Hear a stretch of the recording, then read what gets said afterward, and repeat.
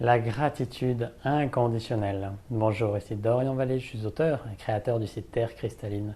Et sur cette chaîne, je vous guide pour passer d'un état de limitation à un état de plein rayonnement. Vous pouvez télécharger gratuitement mon livret Rayonner en toute simplicité, notamment avec l'aide des énergies cristallines. Vous avez les liens en dessous de cette vidéo. Aujourd'hui, je viens vous parler d'un sujet assez léger dont on parle énormément en développement personnel, mais je vous invitais à en retrouver l'essence, que les choses puissent se remettre à leur place et que ça puisse vous permettre de vous mettre dans la vibration la plus pure vis-à-vis de la gratitude. Alors, juste un point sur ce qu'est la gratitude et comment on la pratique généralement. Donc, c'est une pratique qui consiste à remercier pour ce qu'on a, pour ce qu'on nous donne, pour les services qu'on nous rend, pour les bienfaits que nous procure la vie. Et en fait, on focalise nos pensées sur des choses positives qui nous permettent de revenir dans la plus belle énergie possible. Maintenant, le problème de cette pratique, et c'est tout à fait ok en fait, mais cela crée de la dualité, dans le sens où on va focaliser uniquement sur le positif, mais dans l'esprit aussi de fuir le négatif. Donc l'idée, c'est de polariser toutes ses pensées, toute son énergie sur le positif, sur le bien de ce qui nous arrive, et tout ce qui est mal ou négatif, eh bien, ne plus l'avoir dans notre esprit. Mais comme je vous l'ai dit, l'idée de ça, c'est que ça amplifie la dualité dans votre vie. C'est-à-dire que ça va amplifier l'aspect positif, mais étant donné qu'on est sur un plan duel, si vous amplifiez le positif, vous amplifiez le négatif sur d'autres plans et ça va se manifester de façon subtile dans votre vie. Vous allez avoir des retours de bâton sans forcément comprendre pourquoi. Donc, cette pratique est très très bien dans le sens où quand on a des pensées trop négatives ou qu'on sent qu'on est dans un tourbillon plutôt malsain, ça permet de reprendre conscience de nos pensées et de pouvoir focaliser sur quelque chose en particulier. Maintenant, quel est le but profond de la gratitude? C'est simplement d'être gratitude. Et c'est là que s'ouvre la gratitude inconditionnelle. La puissance de la gratitude, en essence, c'est juste d'être gratitude avec tout ce qui est. D'être gratitude pour tout ce qui est dans notre vie, dans le monde. Et de ne plus polariser. Il n'y a plus de polarisation positif, négatif, bien, mal. Il y a juste gratitude. Gratitude d'être, gratitude de recevoir ce que la vie me donne. Et quoi que ce soit, il y a ce sentiment, cet état de gratitude. Donc la différence entre la première pratique et la seconde, c'est que la première est effectivement une pratique qu'on va faire avec le mental, avec nos émotions, et on va être pleinement impliqué dedans au niveau de la personne, alors que la gratitude inconditionnelle, c'est un état d'être profond qui émane de l'être, qui émane de l'âme. Et il n'y a pas de pratique spécifique à faire en plus à partir de là. C'est un état intérieur qui fait que tout ce qui arrive est vu de cet espace-là.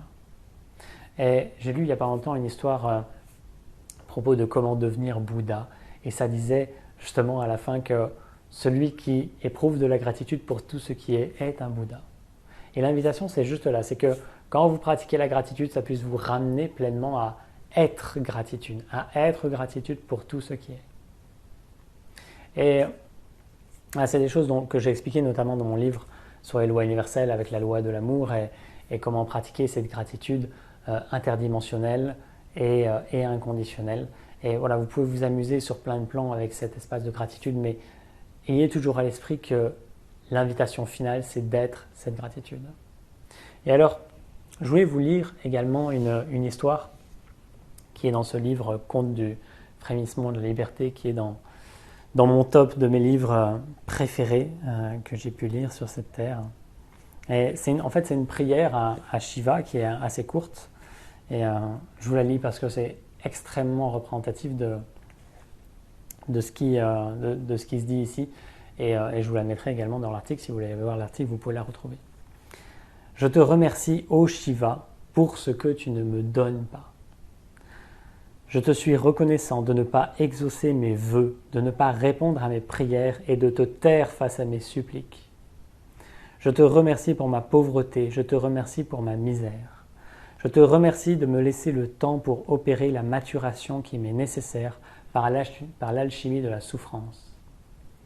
Merci de respecter le rythme des humains par ton silence. Merci de favoriser le lâcher-prise grâce à la durée de nos attentes. Merci d'aider nos mains à s'ouvrir grâce à la fatigue et à l'usure. J'aspire maintenant à ne plus rien te demander, afin que ma prière ne soit plus que l'expression de ma gratitude, afin que mon remerciement survienne comme le mouvement de la respiration, afin que la puissance de la vie emporte tout calcul dans l'intensité de son courant. Donc là est l'essence de la gratitude. Ne plus être quelqu'un qui aspire au positif, mais être dans le flot du vivant, de la vie, dans cette intensité-là, où chaque chose qui nous est donnée, proposée dans cette vie, l'est pour une bonne raison. Et simplement être avec ça, ne plus être polarisé, ne plus entrer en confrontation ou être déclenché émotionnellement par ce qui peut arriver dans notre vie. On ne sait jamais, en tant qu'humain, notre vision est tellement limitée. On ne sait pas quand on se fait virer de notre travail, quand notre machine à laver tombe tout en rade, quand notre compagne ou notre compagnon nous quitte. On ne sait pas ce qu'il y a derrière. On voit juste l'étape à un moment donné qui n'est pas agréable à vivre, mais qu'est-ce qu'il y a derrière? Parce que forcément, ça laisse de la place. Forcément, s'il y a un chaos, c'est que ce désordre va laisser de l'espace pour qu'il y ait autre chose qui puisse naître, émerger. Mais on ne sait pas ce que c'est, on ne saura jamais. Juste rester dans cette attitude comme suspendu par un fil où on ne sait pas ce qu'il y a derrière, on ne sait pas.